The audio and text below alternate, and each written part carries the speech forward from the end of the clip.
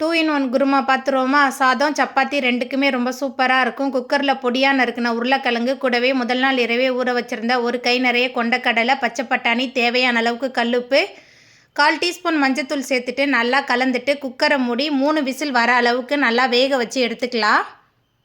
மசாலா அரைக்கிறதுக்கு ஒரு சின்ன துண்டு இஞ்சி, 6-7 பல் பூண்டு, 15 சின்ன வெங்காயம், பொடியாக நறுக்கின பழுத்த தக்காளி 2, கூடவே 4 காய்ந்த மிளகாய், ஓல் கரம் மசாலா பைசஸ் எல்லாமே சேர்த்துட்டு நல்லா விழுதாக அரைச்சி தனியாக எடுத்து வச்சுக்கலாம்.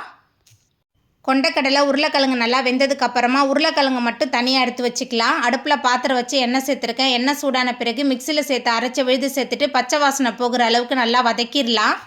வதங்கி வந்த பிறகு குழம்பு மிளகாய் தூள் 6 டேபிள் ஸ்பூன், நம்ம வேக வச்சுருந்த அந்த பச்சை பட்டாணி, உருளைக்கிழங்கு தண்ணி சேர்த்து நல்லா கொதி வந்த பிறகு ஊற வச்சு வேக வச்சுருந்த பச்சை பட்டாணி, கொண்டக்கடலை சேர்த்து நல்லா கொதி வந்த பிறகு வேக வச்சு மசிச்சு வச்சுருக்க உருளைக்கிழங்கு சேர்த்து நல்லா கொதிக்க விடலாம். நல்லா கொதித்து எண்ணெய் பிரிஞ்சு வந்ததுக்கு அப்புறமா இதில் கொஞ்சமாக காய்ந்த வெந்தயக்கீரை சேர்த்துட்டு அடுப்பை ஆஃப் பண்ணிவிட்டு எலுமிச்சை பழத்தோட சாறு சேர்த்துட்டு நல்லா கலந்துட்டு சப்பாத்தியோட பரிமாறி பாருங்கள், சூப்பராக இருக்கும்.